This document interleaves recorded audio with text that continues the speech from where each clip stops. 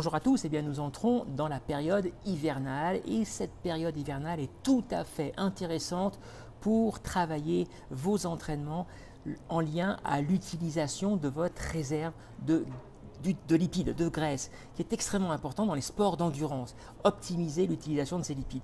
Eh bien, on parle très souvent de la sortie à jeun. Alors, oui, mais attention, ça n'est pas une sortie à jeun isolée qui va être efficace sur ce type d'entraînement. En effet, lorsque vous avez fini votre nuit de sommeil, vous n'êtes pas à jeun au niveau musculaire. Pourquoi? Eh bien, parce que le stock de sucre dans votre organisme, qu'on appelle le glycogène, il est stocké à la fois au niveau des muscles, qu'on appelle le glycogène musculaire, et puis au niveau du foie, le glycogène hépatique. Alors, le glycogène au niveau du foie sert à réguler la glycémie, le taux de glucose dans le sang.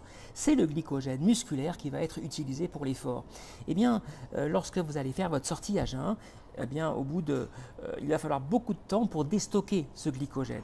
Par conséquent, il faut enchaîner 2 journées de suite sur ce type de sortie en étant sur le lendemain avec un déstockage complet ou si possible le plus important en glycogène pour aller puiser dans votre réserve de graisse. Alors comment ça va s'organiser? Le premier jour, on se lève, petit déjeuner, on n'en a pas, on prend éventuellement un café et ensuite on part s'entraîner sur un rythme qui n'est pas forcément très lent. On va se mettre au niveau du seuil aérobie, le seuil 1, autour de 75-80% de la FC max, et on va s'entraîner 1 heure, 1 heure et demie, souple, et on va donc déstocker ce glycogène.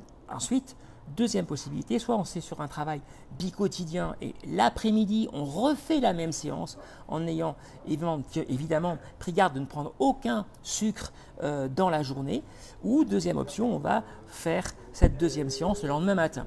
Ce qui est certain, c'est qu'entre les deux séances, il faut absolument éviter les apports en glucides pour à nouveau qui aurait tendance à restocker évidemment votre stock de glycogène musculaire. Par conséquent, on va avoir des très bonnes salades, copieuses pourquoi pas, des légumes. On peut évidemment prendre les poissons gras, c'est très bien, des sardines, des acides gras insaturés, c'est intéressant, protéines, tout cela, ce sont des nutriments qui ne vont pas aller dans la réserve du glycogène. Et ensuite, évidemment, pas de pain, pas de féculents. Et le lendemain, on va refaire une séance qui, elle, peut être plus longue. Alors attention, il faut avoir quelques précautions. On va quand même prendre sur soi une compote, une barre, voilà, parce qu'on peut avoir un manque de sucre au bout d'1 heure et demie ou 2 heures. Donc il faut avoir quelques précautions. Mais voilà le principe de base pour réellement travailler l'utilisation de votre réserve de lipides. Ça n'est pas sur une sortie à jeun isolée que vous allez pouvoir le faire. Voilà, et écoutez à tous, de très bons entraînements et puis travailler cette filière qui est extrêmement importante parce que c'est un point clé dans la réussite des ultra-trails.